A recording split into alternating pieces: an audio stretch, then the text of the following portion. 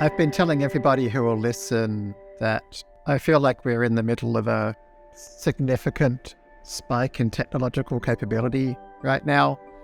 And so if you're not doing that, you're missing out on being at the forefront of something that's substantially changing what humans are able to do.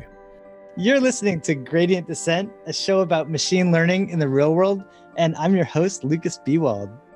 Jeremy Howard is the founding researcher at fast.ai, which is a research institute dedicated to making deep learning more accessible. They make an incredible Python repository that people use for lots and lots of deep learning projects, and they make an incredible set of classes that many people I know have taken and is almost universally loved. He was also the CEO and founder of Analytic, the president of Kaggle, and has done a whole bunch of diverse, amazing things in his career. It's always super inspiring to talk to Jeremy, and this interview is no different. I really hope you enjoy it. You are the first person to be on this podcast 2 times, and I think you are the most popular guest that we've had based on our YouTube metrics, so it's great to have you. And I guess, I wanted to start with actually the most memorable part of our interview for me personally was the amount of time that you set aside every day to work on just learning and just said like undirected sort of learning new things, which I really thought was an amazing thing that I always aspire to do more of. But I was curious, lately, what have you been learning? I'm spending all my spare time at the moment on generative modeling around the kind of stable diffusion or diffusion modeling space. Hence the new course, I guess. Is that it's part of the learning process? Of a chicken and the egg thing. It's partly the new course is because of the learning, and partly the learning is because of the new course. I've been telling everybody who will listen that I feel like we're in the middle of a significant spike in technological capability right now. And so if you're not doing that, you're missing out on being at the forefront of something that's substantially changing what humans are able to do. And so when there's such a technological shift, it creates all kinds of opportunities for startups and for scientific progress, and also opportunities to screw up society, which hopefully you can figure out how to avoid and stuff like that. So I'm very keen to do what I can to be on the forefront of that and to help others who are interested in doing the same thing. And when you say spike, do you mean diffusion models specifically, or do you mean machine learning more broadly? Do you mean like I mean diffusion models specifically. Interesting. Yeah, it's a simple but profound insight, which is that it's very difficult for a model to generate something creative and aesthetic and correct from nothing, or from nothing but a prompt or a question or whatever. And the profound insight is to say, well, given that that's hard, why don't we not ask a model to do that directly, but why don't we train a model to do something a little bit better than nothing? And then make a model that if we run it multiple times, takes a thing that's a little bit better than nothing and makes that a little bit better still, and a little bit better still. And so if you run the model multiple times, as long as it's capable of improving the previous output each time, then it's just a case of running it lots of times. And that's the insight behind diffusion models. As you'd be well aware, Lukas, it's not a new insight. It's the same basic insight that belongs to this class of models called boosted models. So boosted models are when you train a model to fix a previous model, to find its errors and reduce them. And so we use lots of boosted models. Gradient boosting machines in particular are particularly popular, but any model can be turned into a boosted model by training it to fix the previous model's errors. But yeah, we haven't really done that in generative models before, and we now have a whole infrastructure for how to do it well. And the interesting thing is that having started to get deep into the area, I've realized we're not close at all to doing that in an optimal way. So the fantastic results you're seeing at the moment are based on what in a year's time or two will be considered extremely primitive approaches. Could you say a little more about that? Sure. So broadly speaking, we're looking to create a function that if we apply it to an input, it returns a better version of that input. So for example, if we're trying to create a picture that represents a cute photo of a teddy bear, then we want a function that takes anything that's not yet a really great cute photo of a teddy bear and makes it something a little bit more like a cute photo of a teddy bear than what it started with. And furthermore, that can take the output of a previous version of running this model and run it again to create something that's even more like a cute version of a teddy bear. It's a little harder than it first sounds because of this problem of out of distribution inputs. The thing is, if the result of running the model once is something that does look a little bit more like a teddy bear, that output needs to be valid as input to running the model again. If it's not something the model's been trained to recognize, it's not going to do a good job. So the tricky way that current approaches generally do that is that they basically do the same thing that we taught in our 2018-2019 course, which is what we call crapification, which is to take a perfectly good image and make it crappy. In the course, what we did was we added JPEG noise to it and reduced its resolution and scrawled text over the top of it. The approach that's used today is actually much more rigorous, but in some ways less flexible. It's to sprinkle Gaussian noise all over it. So basically add or subtract random numbers from every pixel. And the key thing is then that one step of inference, so making it slightly more like a cute teddy bear, is basically to do your best to create a cute teddy bear and then sprinkle a whole bunch of noise back onto the pixels, but a bit less noise than you had before. And so that's, by definition, at least going to be pretty close to being in distribution, in the sense that you train a model that learns to take pictures which have varying amounts of noise sprinkled over them and to remove that noise. So you can just add a bit less noise, and then you run the model again and add a bit of noise back, but a bit less noise, and then run the model again and add a bit noise back, but a bit less noise, and so forth. So it's really neat, but it's like a lot of it's done this way because of kind of theoretical convenience, I guess. And it's worked really well because we can use that theoretical convenience to figure out like what good hyperparameters are and get a lot of the details working pretty well. But there's totally different ways you can do things. And you can see, like, even in the last week, there's been 2 very significant papers that have dramatically improved the state of the art, both of which don't run the same model each time during this boosting phase, during this diffusion phase, but they have different models for different amounts of noise, or there are some which will have like super resolution stages. So you're basically creating something small and then making it bigger, and you have different models for those. Basically what I think, what we're starting to see is like a gradual move away from the stuff that's theoretically convenient to stuff that like is more flexible, has more fiddly hyperparameters to tune, but then people spending more time tuning those hyperparameters, creating more complex mixture of experts or ensembles. And I think, there's going to be a lot more of that happening.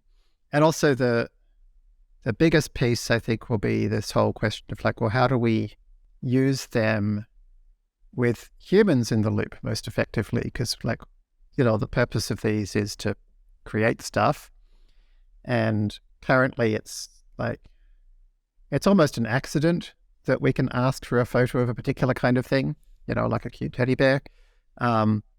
The models are trained with what's called conditioning, where they're conditioned on these captions, but like the captions are known to be wrong because they come from the alt tags in HTML web pages.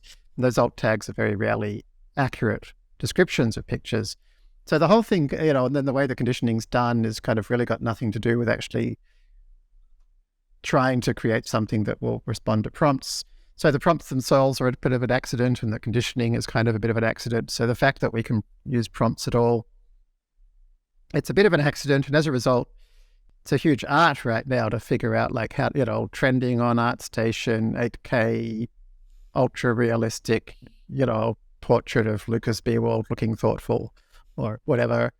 There's whole books, of like, here's lots of prompts we tried and here's what the outputs look like. And then how do you like customize that? Because actually, you're trying to create a storybook about, Lukas Biewald's progress in creating a new startup, and you want it to fit into this particular box here, or do you want a picture of a robot in the background there? And, like how do you get, the same style, the same character content, the particular composition? It's all about this interaction between human and machine.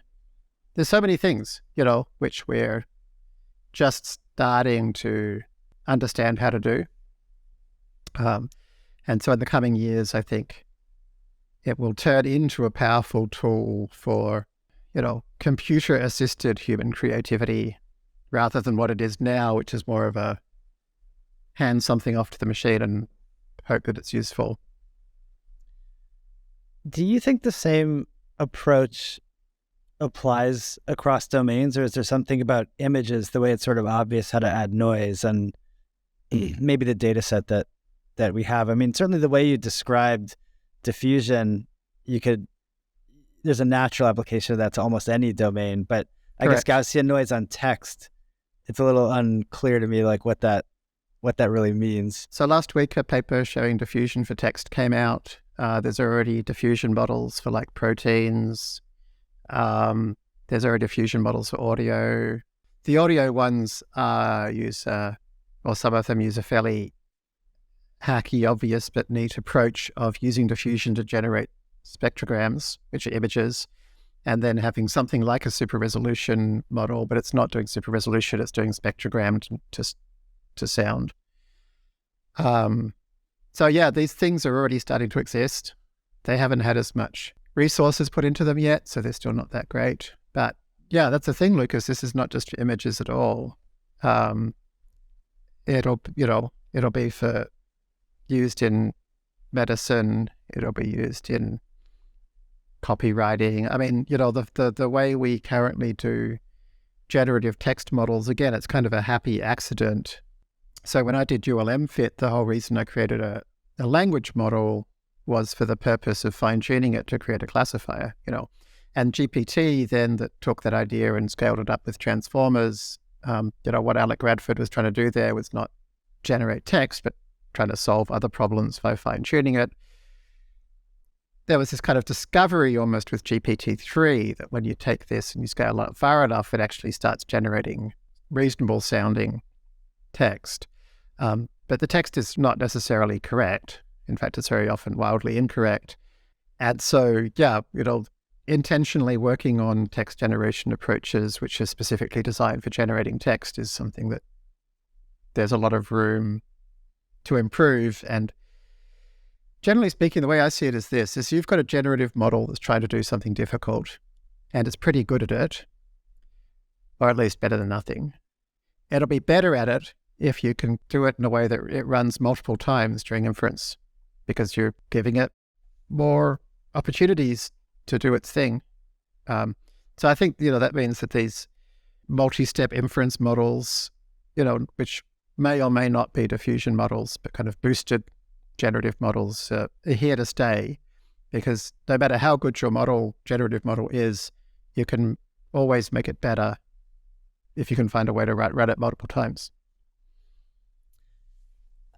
I guess that is a good segue to another question I had, which is, I think one of the really fun things about deep learning in the early days was it was so tangible. And you have this fantastic class where you can just kind of, build these models and see how they work. And and play with them. And so I think we both have a very similar learning approach. But one thing I've personally been struggling with, honestly, with these bigger models is just actually like engaging with them in a meaningful way. Like, it's fun to run the various like image generating models, but it feels kind of daunting. I'm not sure I have the money myself to buy the compute to like make one that really works. We actually had one person on this podcast who did it for fun, Boris, which is a super fun episode, and I felt really jealous of how much fun he had building it. But I'm curious how you turn that problem into something like tractable that you can actually engage with. Yeah, well, remember Boris is one of our alumni. He's part of our fast.ai community, and he showed what is possible for a single tenacious person to do. Although I think Google like donated like $100,000 of compute to him, so it wasn't totally. Absolutely. If you can show that you're doing useful work, then there's plenty of compute out there which you can get donated to you. But having said that, what he was largely trying to do, at least at the outset, was to replicate, what OpenAI had done. I take a very different approach, which is I always assume that the best thing out there right now is far short of what the best thing could be, that in 5 to 10 years' time, there'll be something better. And I always look for improving that. So, so you should take our new course, Lukas. I would love to. Which we're in the middle of, because what I've been working on is exactly what you described, which is how to train and play with a state-of-the-art image generative model in a notebook on a single GPU. And as with all of these things, the trick is to start with an easier but equivalent problem. So I'm doing all my work just about on the fashion MNIST dataset, which rather than being 512 by 512 pixel images of literally anything in the world, including artworks, they're 3-channel. Fashion MNIST is 28 by 28 single channel images of one of 10 types of clothing. Now, I always tell people, like whether you're doing a Kaggle competition or a project at work or whatever, the most important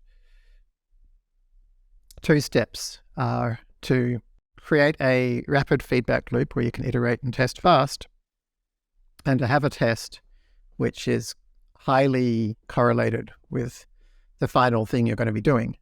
So that if you have those 2 things, you can quickly try lots of ideas and see if they're probably going to work, on the bigger data set or the big harder problem or whatever.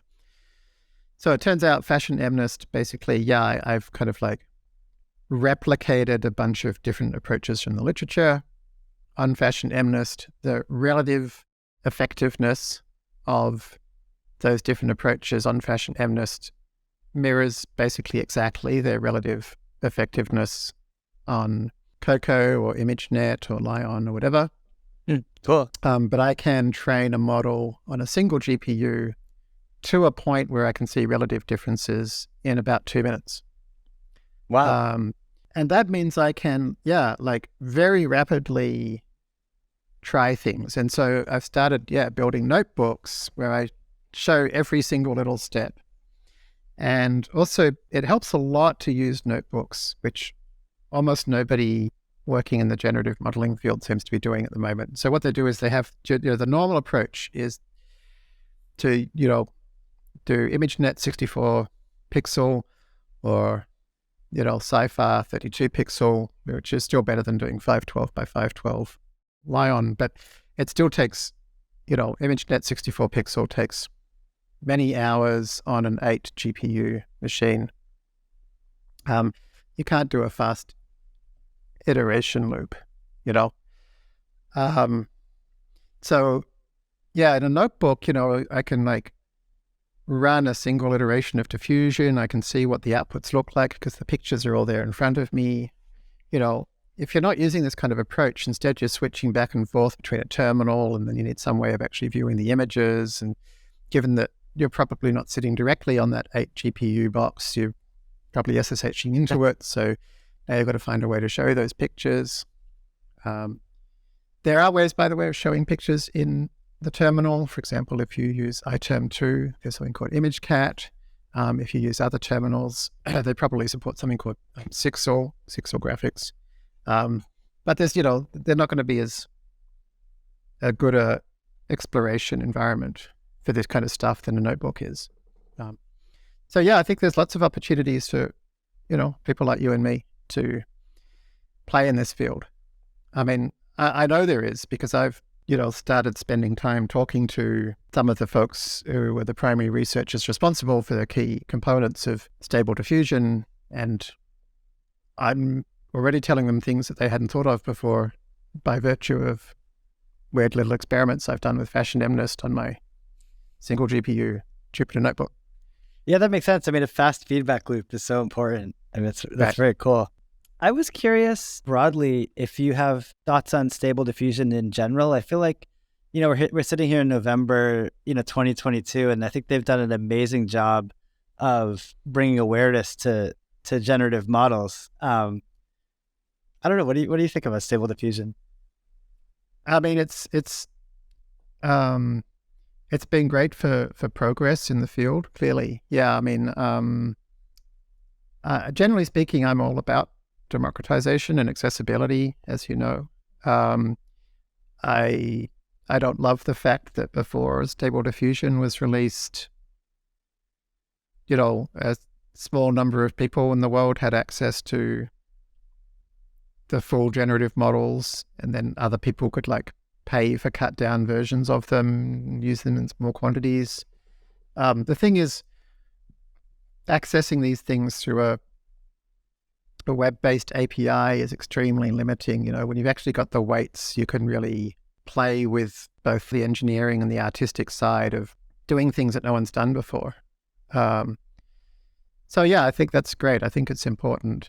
I think, as with any of these things, you release a new powerful technology out there and a whole bunch of people are going to be using it for, not necessarily the things that you would have chosen to use it for. So for example, for stable diffusion, it seems like a very large percentage of people who are using it to generate lots and lots of images are doing it to generate anime, and specifically nearly entirely, very young women with very few clothes on anime pictures. And I'm sure there are people out there who are taking the clothes off entirely, So that happens, I guess, with any technology, and I don't necessarily you can't stop that happening.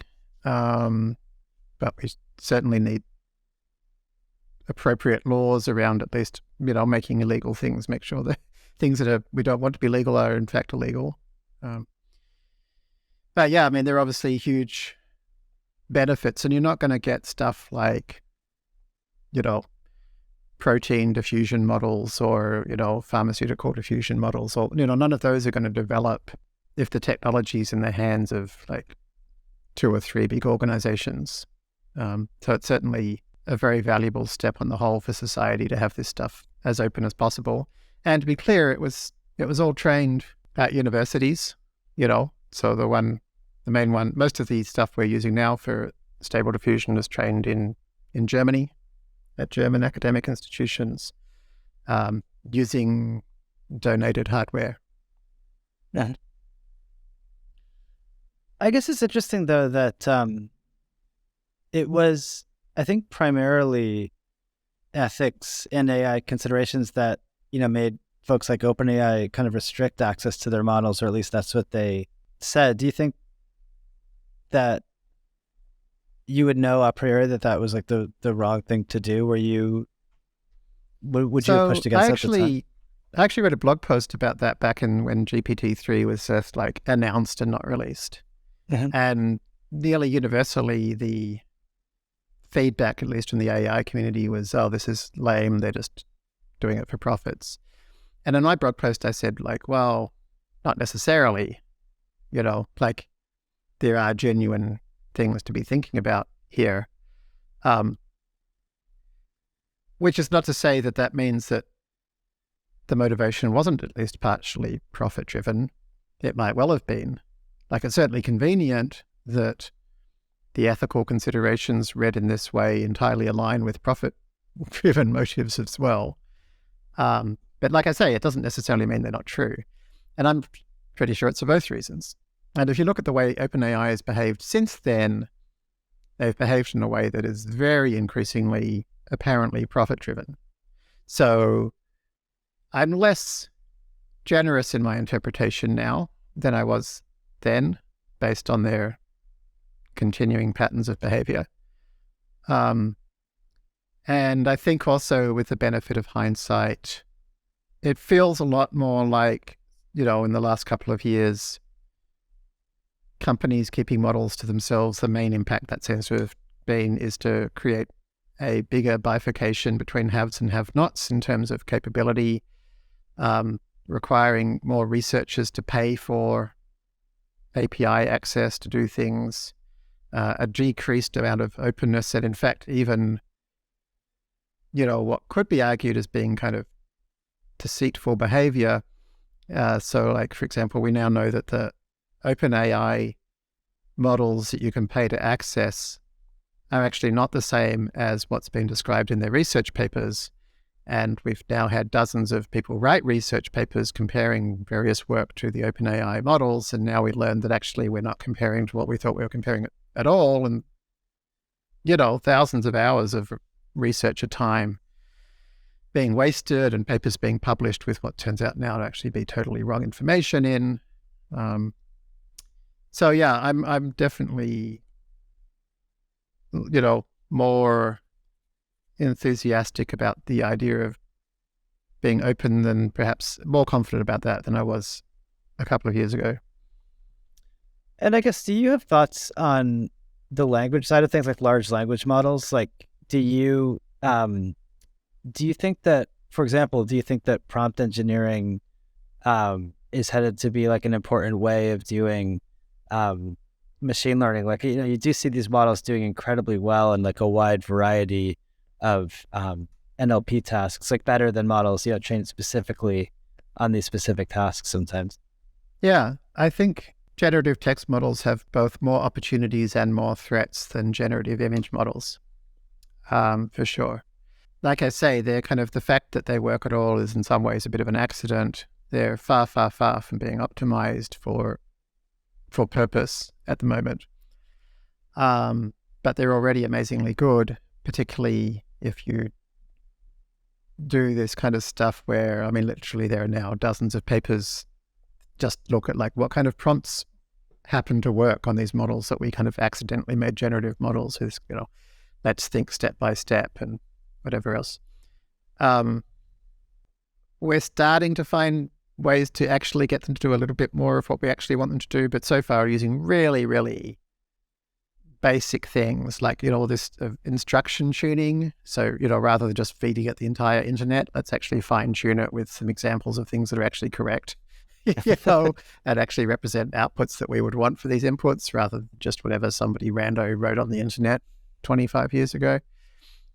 So my worry is, I'm much more worried about misuse of text models and image models, because it wouldn't be at all hard to create 1 million Twitter or Facebook or whatever accounts and program them to work together to impact the kind of world's discourse in very substantial ways over time. And nobody would know, So we could have, like, like on Twitter, for example, some, fairly small number of accounts, often where nobody actually knows the human who's behind it, can have very substantive effects on like what people are talking about and how do people talk about that thing.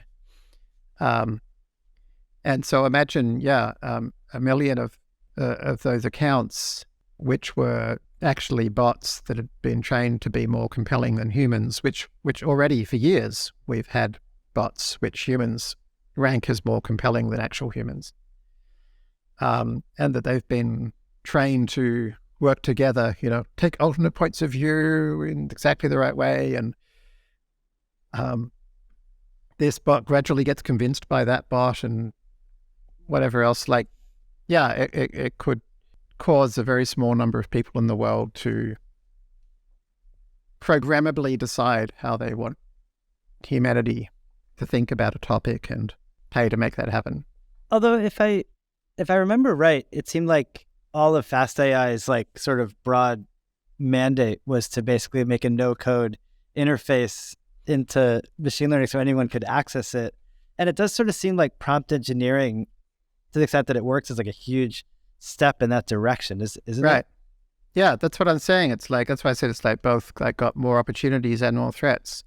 So yeah, the opportunities are vast to, so take, for example, the recent thing that was released like last week or so, explainpaper.com, where our students are already, so with our course, we do, look at a paper or two each week. And so last week I told the class's homework to re-implement the diff edit paper. And so students are saying like, oh, I didn't understand this paragraph, so I highlighted it in explainpaper.com, and here's the summary it gave, and that's a lot more clear now. And then I tried to understand that bit, so I asked for more information. This is very, very valuable. And, I saw somebody on Twitter a couple of days ago saying they don't really use Stack Overflow anymore because they created this tiny little, simple little script called ask, where they type ask and then something at a prompt. In the bash, shell REPL, and it would feed that off to OpenAI GPT-3 and return back the result. And they basically use that instead of searching the internet nowadays. Wow. So yeah, people are definitely using this stuff, and it's going to get much, much better. Do you have a clever way, like with fashionimness and image generation, to play with large language models on kind of a bite-sized scale? Not yet. No. I'll get to that maybe in another part of the course, I guess. It's definitely a great question and something to think about. Interesting. Okay. A question that I need to revisit, because this was unexpectedly, I think, one of the reasons that so many people listened to my interview with you last time. You sort of made an interesting comment that you felt like Python wasn't the future of ML. And you sort of said maybe Julia is the future of ML. And that really seemed to like strike a chord with the internet everywhere. I think it's kind of the most discussed part of Gradient Dissent of all time. So I'm just curious, do you have any more thoughts on that? Like, do you sort of still believe that like Julia is the future? You're sort of on the fence about that. I mean, I was on the fence about that last time we spoke, and totally. I would say I'm a little less bullish than I was then, because I feel like the Julia ecosystem and culture, it's so focused on these like HPC kind of like huge compute running things on national labs machines, and it's all stuff that's very appealing to engineers. It feels good, but it's such a tiny audience, and it's not I don't care about whether I can run something on 5,000 nodes. Sure. I just want to run it on my laptop, and it's still not great for running on my laptop, really. And it's not great for creating software that I can send you. I can't, if I created a little CLI tool or whatever, well, it's not great for creating little CLI tools because it's so slow to start up. And then how the hell am I going to send it to you to try out? You'd be like, okay, Lukas, well, install the entirety of Julia and then run the REPL and then type this to go into package management mode. And then, okay, now you've got this thing and now you can run it. It's like, okay, that's not going to happen. Or, even just deploying a website, it's a lot of fuss and bother and it uses more resources than it should.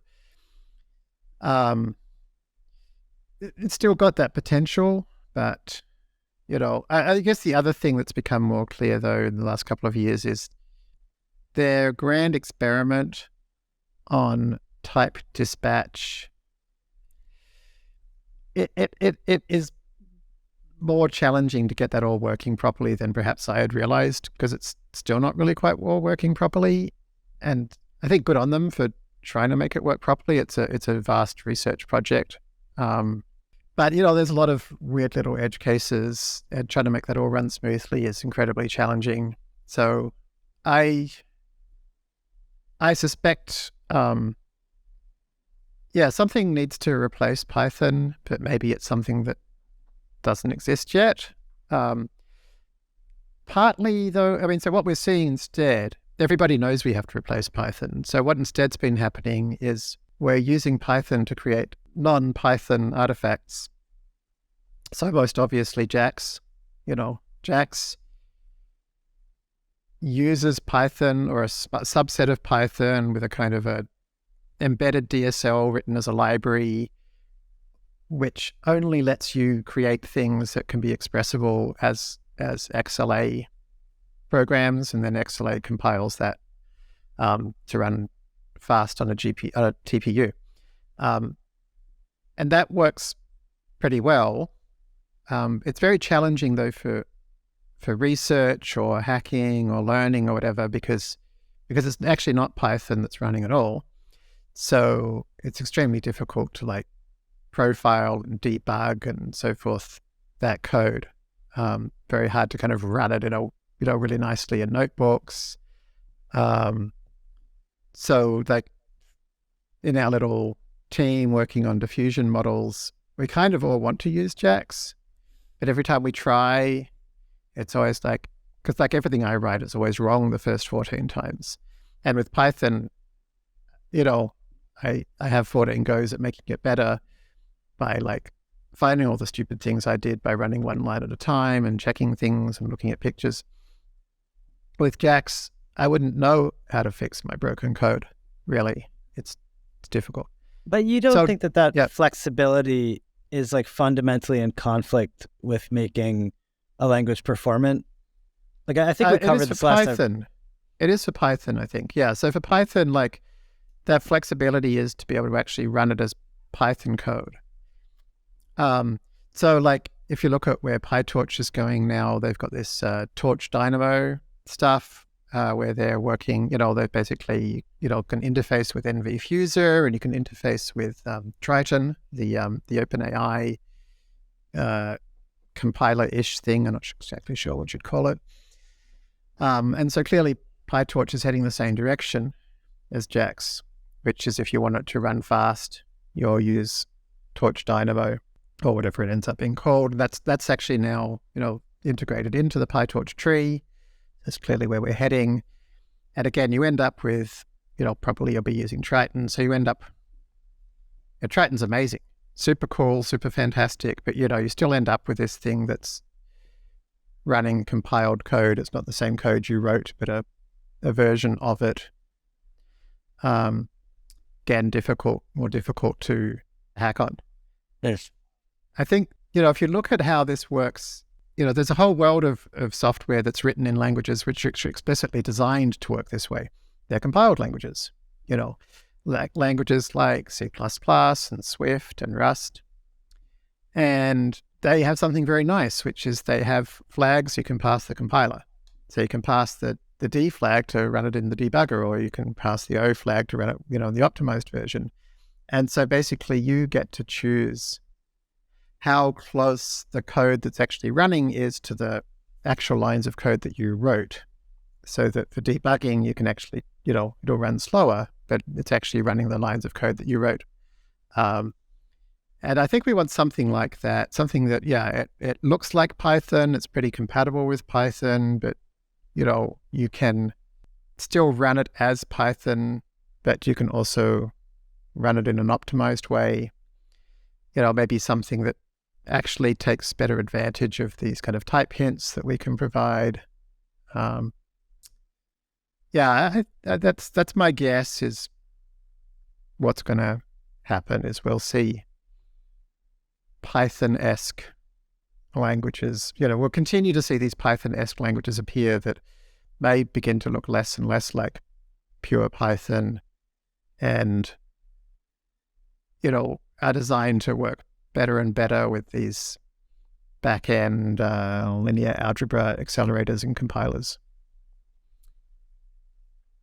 Is there some language out there right now that has that feel for you? No, they're all basically these embedded DSLs, like TVM or like Halide.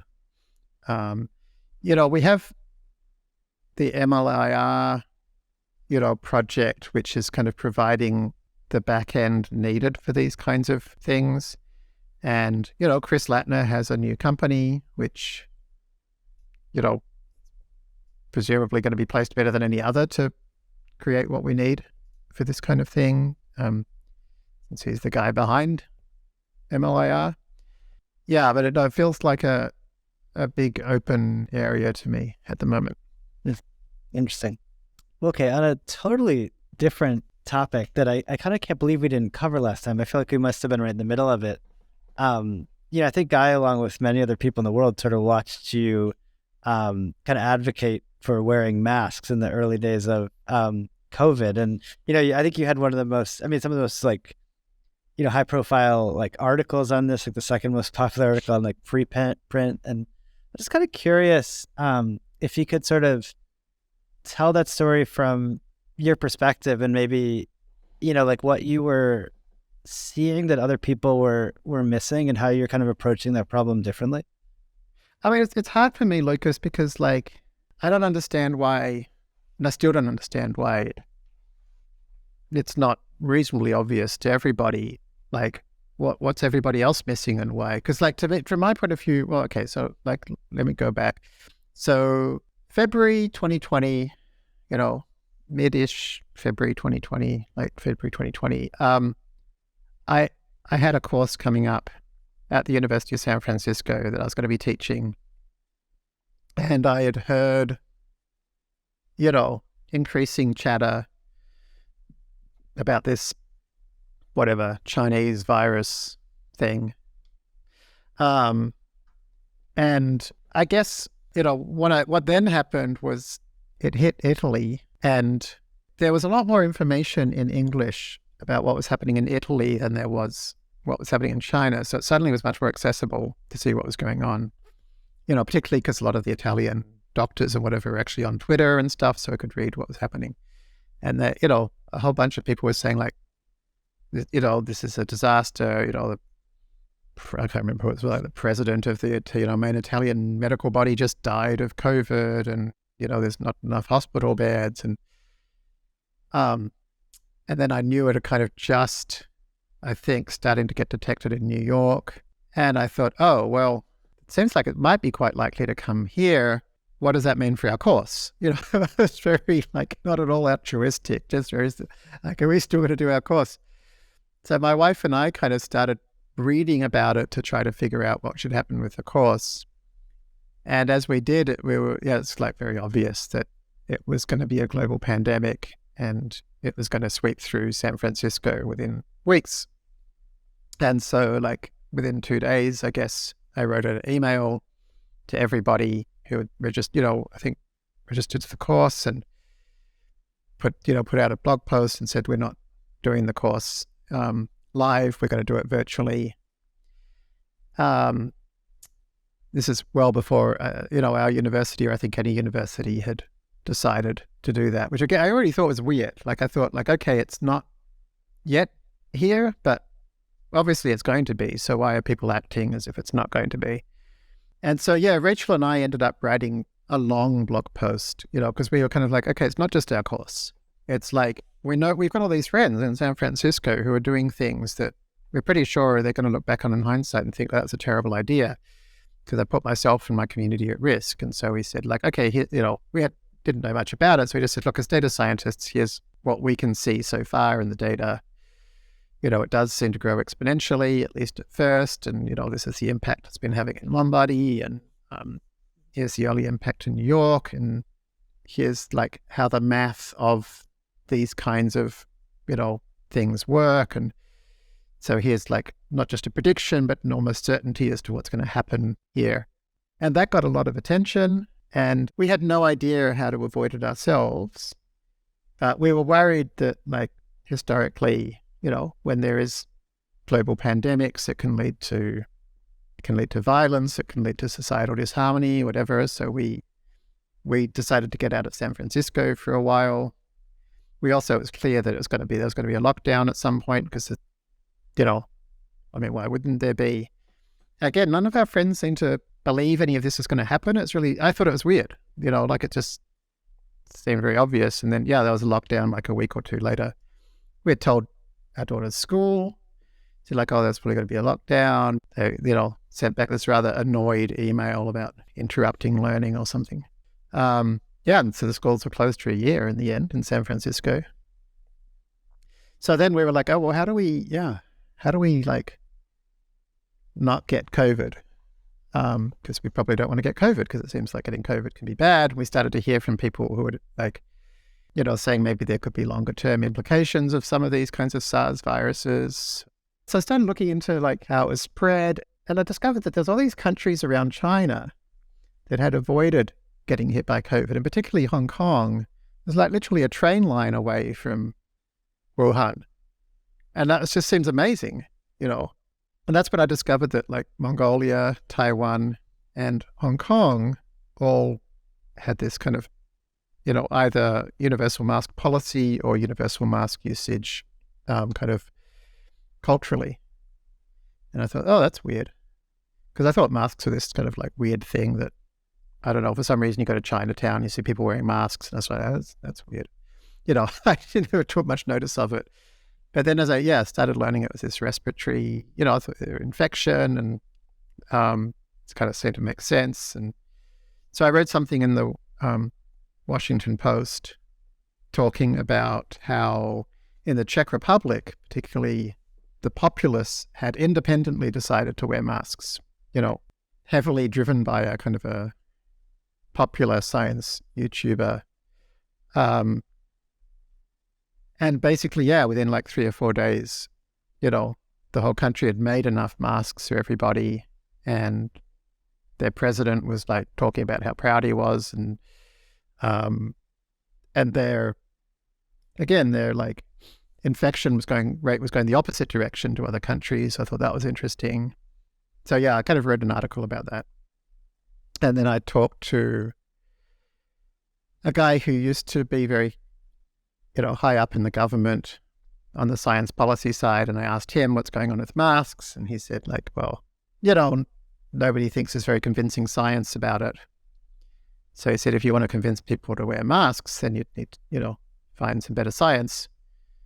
So I contacted basically the 18 smartest scientific researchers I knew. Everybody from Lex Friedman to Zeynep Tufekci, and said, not just scientific researchers, in Zeynep's case, sociological researcher, that said, like, you want to help me put together the evidence? So that's where our paper came from. So basically everybody said yes. They all agreed. So suddenly we had this huge author group. So we kind of set up a Slack channel, and none of us like had a really strong opinion going in. Had one of the world's best aerosol scientists. He was probably had the strongest opinion going in because this is his job. And he was like, well, let me explain aerosols to you.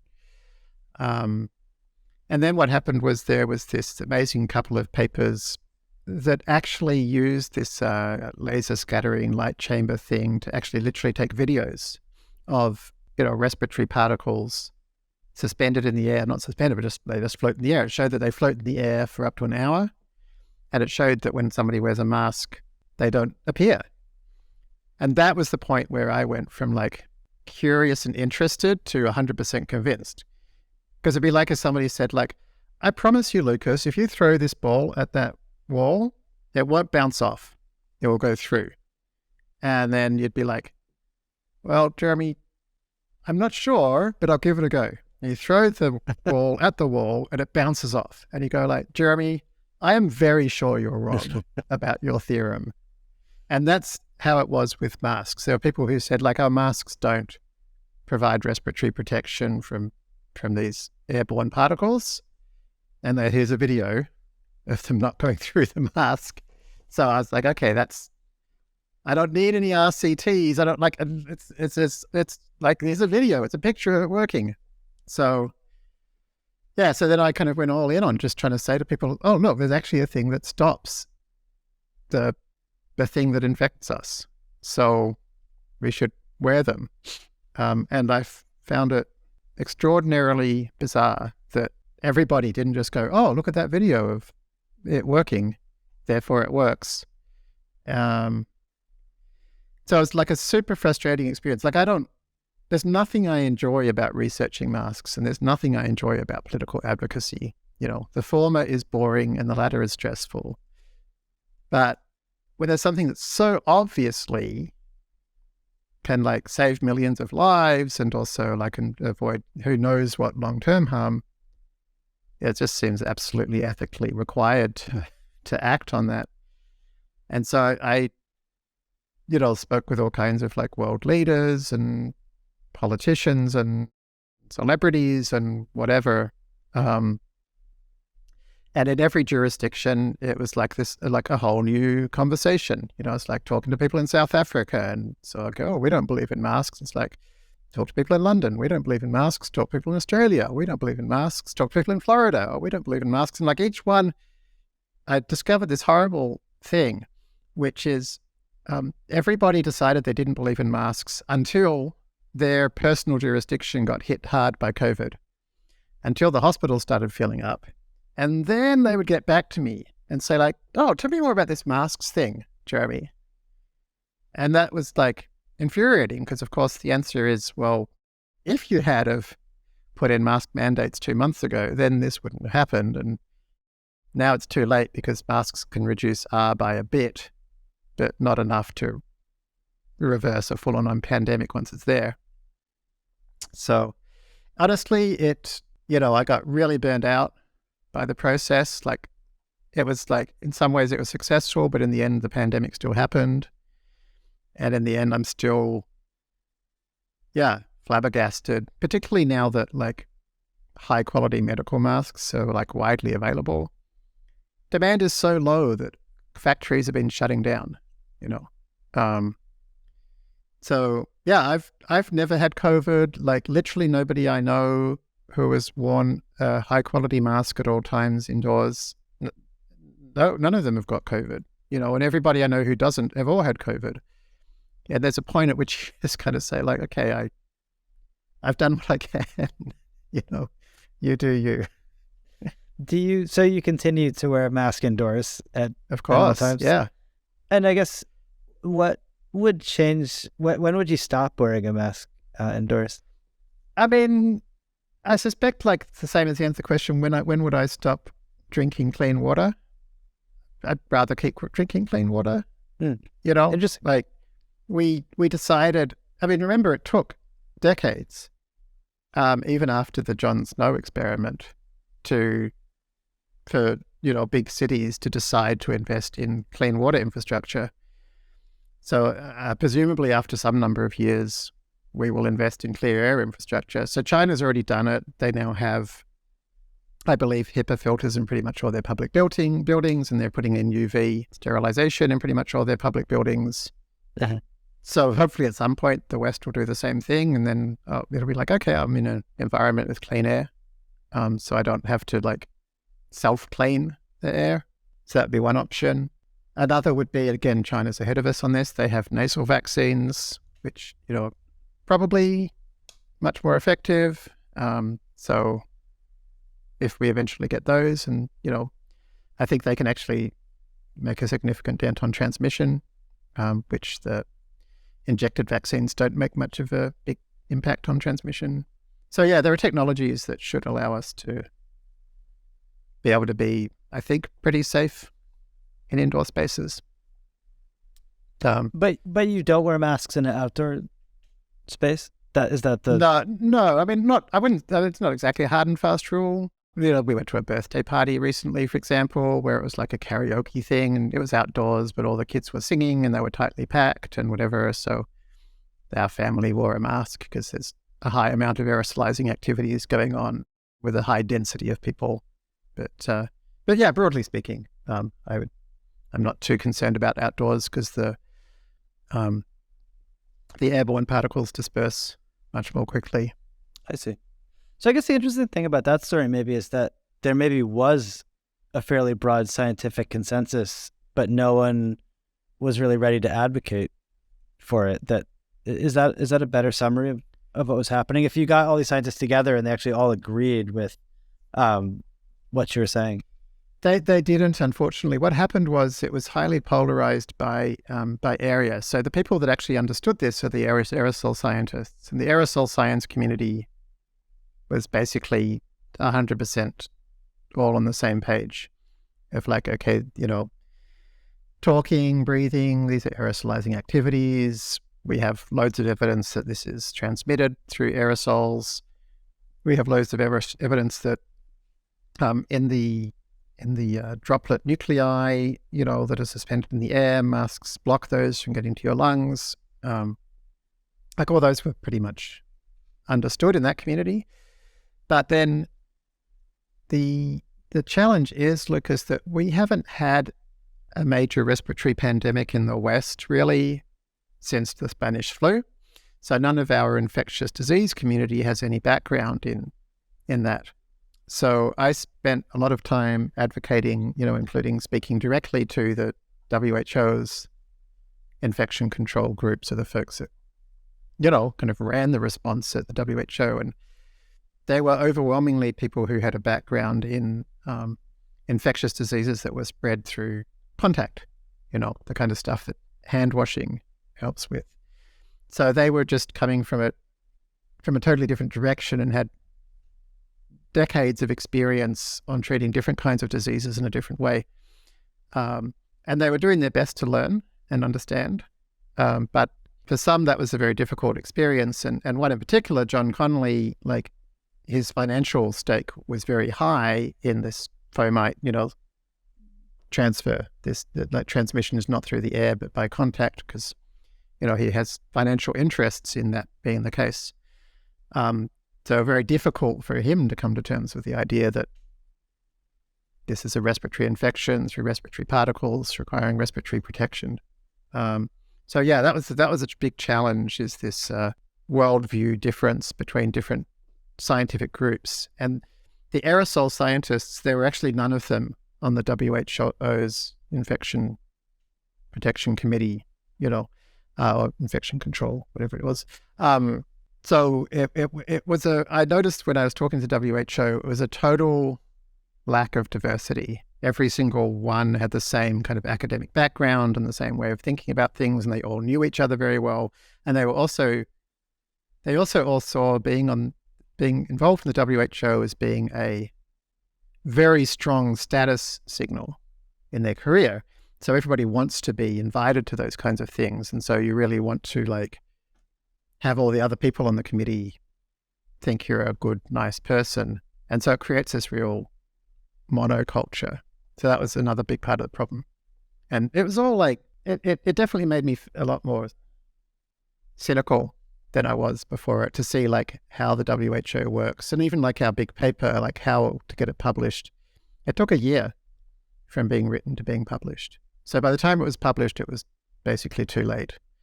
And the process of getting it published was much more about politics than about science, and it was, disappointing for me to discover that systems that I had thought of as being very much focused on rationality and data and correctness and rigor, so much of it turned out to be about politics and networks and stuff. So I guess I was probably pretty naive before all that happened. I mean, I guess my sense is that people broadly believe that masks reduce the spread of COVID at this point. I mean, I'm not sure that I know exactly to what degree. It sounds like, you're saying to a really massive degree, but I think you had a part in that, or maybe I just follow you on Twitter and we're just watching you talk about it. But I don't know. It does seem like it's the mainstream. I was leading the Masks Are All group globally, and we were the most substantive group doing that. Absolutely. It feels like it was successful, no? I mean, I just it was not successful-ish. I think if you're in San Francisco, it'll look more successful than if you're in Australia, for example. In Australia, from time to time, we've had mask mandates and everybody wears them when they're told to. The rest of the time, it's strongly recommended, but nobody does. But in San Francisco, I'm told I don't know, maybe 30% of kids at some schools are wearing them. It's definitely it's disappearing. And also like a lot of people, maybe most people I see wearing masks, at least in Australia, are wearing masks that don't work very well, even though the good masks are really easy to get. And a lot of people don't realize like, oh, if you get a high quality N95 respirator, you can wear that as many times as you like until the straps wear out. A lot of people think, oh, you can only wear it once. A lot of people think it has to be fit tested. Like a lot of people think it's like donning and doffing is some complicated thing. Yeah, there's all this like wrong information out there. And so the number of people actually wearing high quality masks is, to me, it's surprisingly low. Like if everybody wore one whenever they were indoors, particularly if we also had HEPA filters in indoor spaces, I suspect we would be done with the virus. I think it would go away, because how would a respiratory virus continue to transmit when you break the flow of respiratory particles? Yeah. I mean, even in China, like all the pictures I see, everybody's wearing surgical masks. I'm just like, weird to me. Interesting. Well, look, we're almost out of time, and we always end with 2 questions, but you're a little bit of an unusual guest, so I don't know exactly how well these will fit your worldview, but I like to ask people, if you had some extra time to research something completely different, what might it be? And I feel like you are just like a unending font of this stuff. So what are some things that you're interested in that you haven't had time to look into? Well, I'll answer a slightly different question, because like anytime I'm interested in researching something, I just do.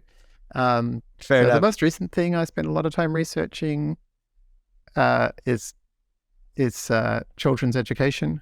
So our daughter missed the first year of school because of COVID in San Francisco. They were closed.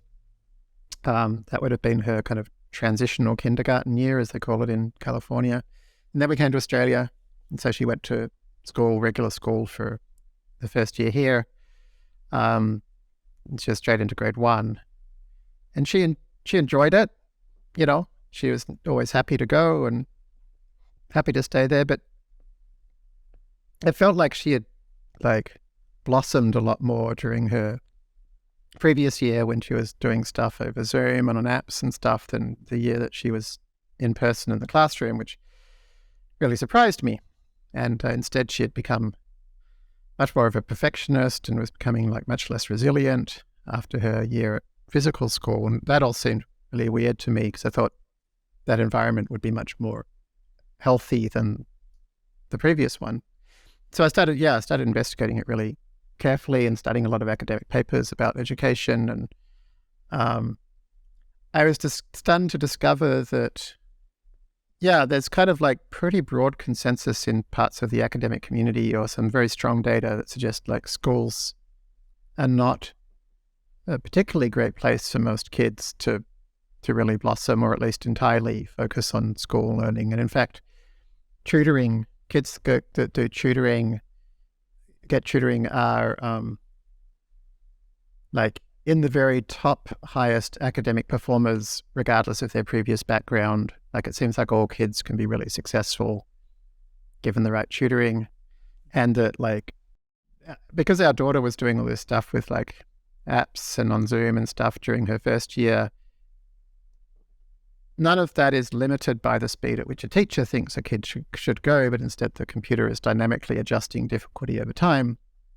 So weirdly enough, our daughter was basically at grade 4 or grade 5 of math after a few months of doing these apps. They're so much more effective than normal teaching.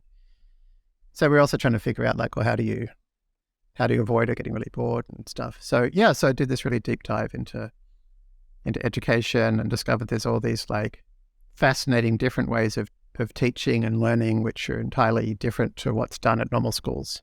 So eventually, we decided to take her out of school and, instead switch to using these kind of more academically driven approaches in a homeschooling environment, which also seem to generally lead to better social outcomes, better mental outcomes, better mental health outcomes, and better learning outcomes. And so again, that's kind of been interesting to me to discover this like whole world of research that seems really important, for humanity, how kids should learn. And it feels like, again, it's being largely ignored by the institutions that we send our kids to.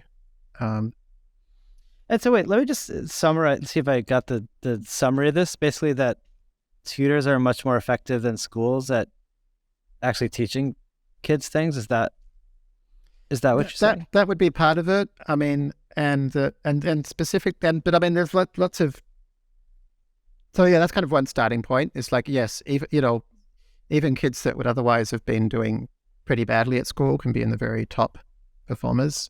So like that kind of is an existence proof that pretty much all kids can be extremely successful. But then there's also this kind of, interesting data point for us, which is when we kind of gave our daughter an iPad and some, math and reading apps and somebody on the other end of a Zoom to supervise them. She had a huge amount of fun and learned dramatically more quickly than I thought was possible. And then when she actually went to school, she basically learned nothing for the whole year and ended up becoming much less resilient. And then that there are specific ways of learning that are not particularly compatible with the normal ways we teach at school. So for example, we might have talked before about like Anki and repetitive spaced learning. So my daughter does Anki every day. So like literally everything she learns, she will remember forever if she she creates a card for it, if she decides she wants to know it.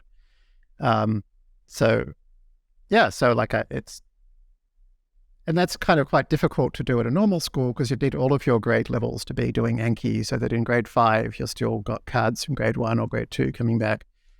But what happens at school is like each year, so for example, in Australia, the year 7 and year 8 math curriculums are nearly entirely a refresh of the primary school curriculum because they kind of assume the kids are going to need to see it again because they've probably forgotten a lot of it. Things like how would you incorporate spaced repetitive learning? Some schools in England have tried to do something like that using something they call retrieval practice. And so I know there's a school called the Michaela School, which I believe had the highest results academically in the whole country. They do something like this. So there's a handful of schools here and there which are trying to use these kind of research results, but they're kind of the odd ones out. All right. And I guess like finally, I don't know if this one really applies to you. We usually ask because, my company in this interview is all about sort of like making machine learning really work in the real world. We usually ask like kind of what's a hard part that you've encountered in sort of like taking something from research to actually working for some purpose. And that may not exactly apply to you, but you seem very good at sort of interpreting my questions in a useful way. So I pose it in its most abstract form.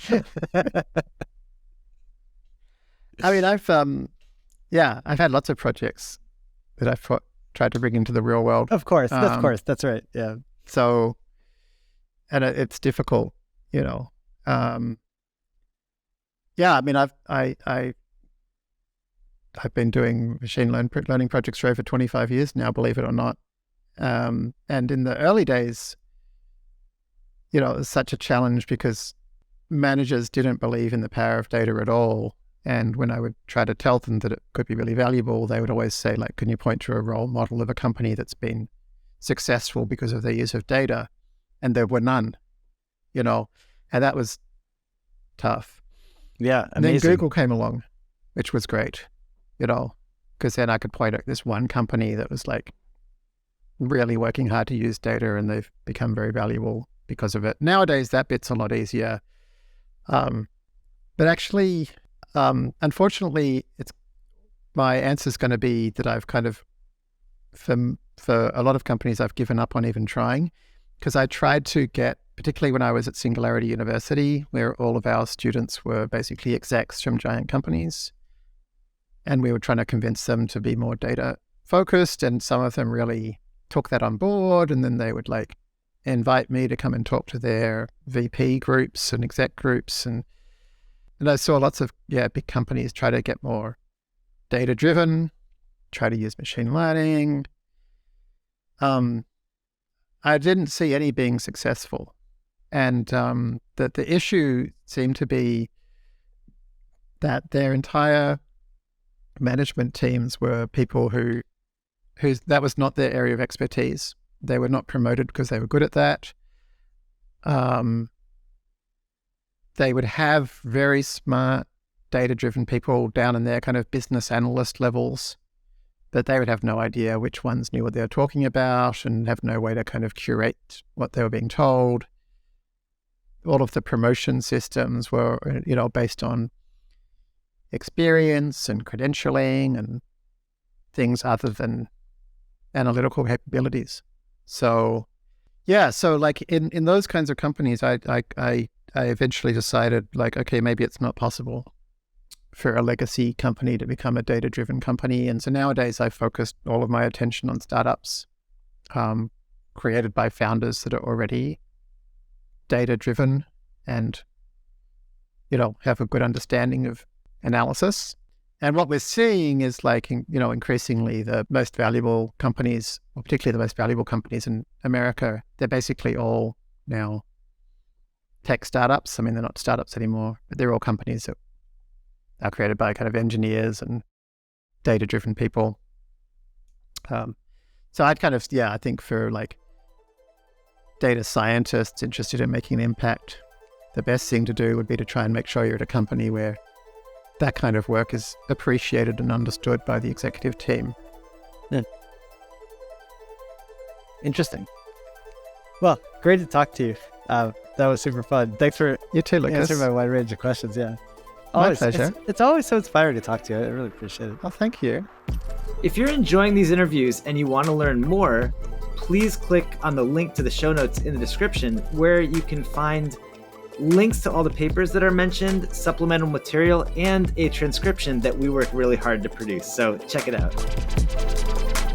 And how is everything going at Weights and Biases? I always hear nothing but good things about it. Everybody loves it. I got to admit, actually, the other day I was like talking to my friend, I think it was Tanishq, about like, oh, what's going on with this learning rate here? I wonder if it's working properly. And then he's like, oh, well, here's a graph of the learning rate. I was like, oh, that was quick and great. Where did that come from? And he's like, Weights and Biases. It logs it. And I'm just are you still recording? Put that on the... I probably should have looked at the Weights and Biases team. Here I was with like plot x equals, and he's already got it pasted into the Discord chat. All right. Well, that made my day. Thanks. Cheers, mate.